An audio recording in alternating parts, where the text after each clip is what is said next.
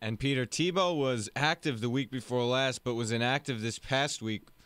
Do you think that that was kind of a ploy by Rex Ryan himself to kind of see that Tebow doesn't start the game or doesn't at least have a chance to play in the game? I think he's going to do whatever he can to talk Rex into dressing him, even as the third quarterback. I think that's going to be important to him, but I think the Jets will do what's in their best interest. And if they don't think he's able to play, even if he's cleared to play, can he do the things that they need him to do? I think it's 50-50 right now. I think Rex is pretty hesitant to dress three quarterbacks for a game. And again, it's clear if they're going to pull Sanchez, they're going to want to go to McElroy, not to Tebow. So I think the chances of Tebow dressing are 50-50 at best.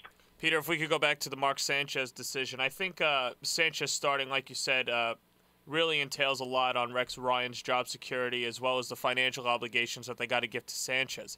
Having said all of that, Rex Ryan seems like a guy, and I think in his 3 or 4 years, 4 years that he's been coaching, we really haven't seen him call out any players directly. Do you think that he just still do you think by starting Sanchez, he just wants to keep the relationships going, and that's how he's been coaching his team, by trying to keep the relationships well?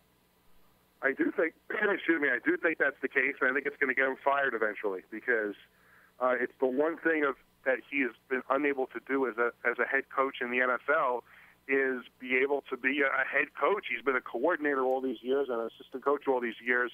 I still think he's struggling with some of the things that go along with being a head coach, and by not being critical and by not being forceful and by not pulling a quarterback earlier than he did. I think it's going to hurt him. I don't know if he'll get fired after this season, but at some point, the way Rex is handling things, he's going to get fired. And now you're talking about Rex Ryan and his defense. They've moved up to the 10th rank in the league, and they went from 19th to 10th with that win over Arizona. Is that a performance to be taken seriously, or is that more of a smoke and mirrors kind of thing, and they just caught an Arizona team at a great time? They played well in that game, but I don't think it's anything to be proud of. I mean, Ryan Lindley, as bad as Sanchez was on Sunday, Ryan Lindley probably played the worst game that I've ever seen a quarterback play. I mean, he was brutal. And the fact that they were, the Jets were a perfect 15 for 15 defensively on third down, it's a nice stat to have, but I don't think they were pounding their chests after it because that quarterback play was terrible by the Cardinals on Sunday, and I think you could have probably gotten 11 people off the campus at St. John's that could have probably defended him as well. And also, do you think that, speaking of Rex Ryan and people who could potentially get fired, do you think that Mike Tannenbaum will be fired, or do you think he's going to try and, maybe they'll keep him in the organization somewhere? Well, I certainly think a lot has to do with how they finish up down the stretch here. When you look at the player personnel and where it was 4 years ago, I think there's definitely been a dip. And I think if Woody Johnson ran this team, in a normal way, I think there'd be no question that you have to look for a new general manager. Now, the problem is if you want to keep Rex, the new GM is going to want to bring his own coach in. So I think it's going to be an interesting dynamic to see what happens at the end of the season. I mean, the Jets could also, bring in, Eric DeCosta, who's the assistant GM of the Ravens, who has a relationship with Ryan, and he's a highly regarded up-and-coming football executive. So it's possible they could throw a lot of money at him, bring him here, and perhaps he keeps Rex Ryan around because of their working relationship from their Raven days.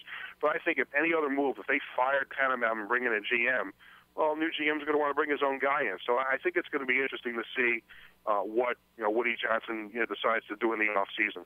All right, Peter, previewing this game on Sunday afternoon. Let's remember, this is a 2-win Jacksonville team. There's really not much for them to smile about. But let's say that the Jets do throw up a stinker in the first half and Sanchez does get pulled, McElroy saves them, and the same scenario happens again. Would it be a surprise if McElroy's a starter down the rest of the way?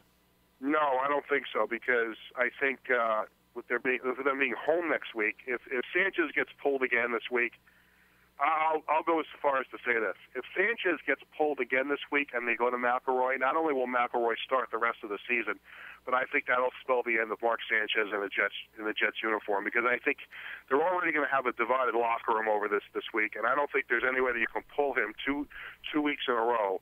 Even though they got the $8.5 million cap hit next year, I think it'll be pretty difficult to bring Sanchez back if he gets pulled again. There's no way he'll play next week. I mean, at home against the Chargers, and I think there would probably be a good chance that the Jets would take the hit and probably look somewhere else for a quarterback next year. And Peter, one last thing. It seems like this unit is surprisingly still pretty cohesive in that they believe in each other.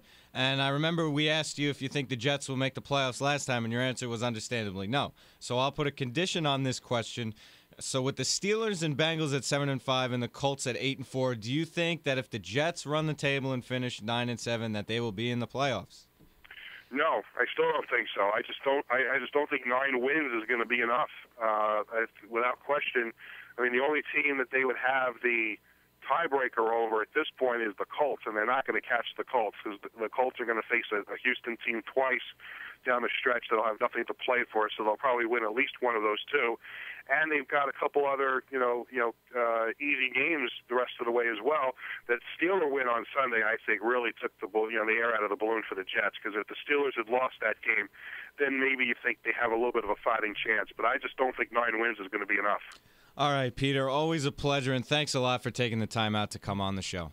No problem. Sorry for the drama in the background. That's all right. He's upset, understandably so. Yep, he's understandably upset. All right, thanks, Peter. All right, take care. Thanks a lot, Peter. Right, bye. And that was Peter Schwartz, news anchor and reporter of WFAN, as well as SiriusXM Radio and writer for Jets Confidential. So with that, we're going to take a quick commercial break. John and John will be back in a few minutes. Keep it locked.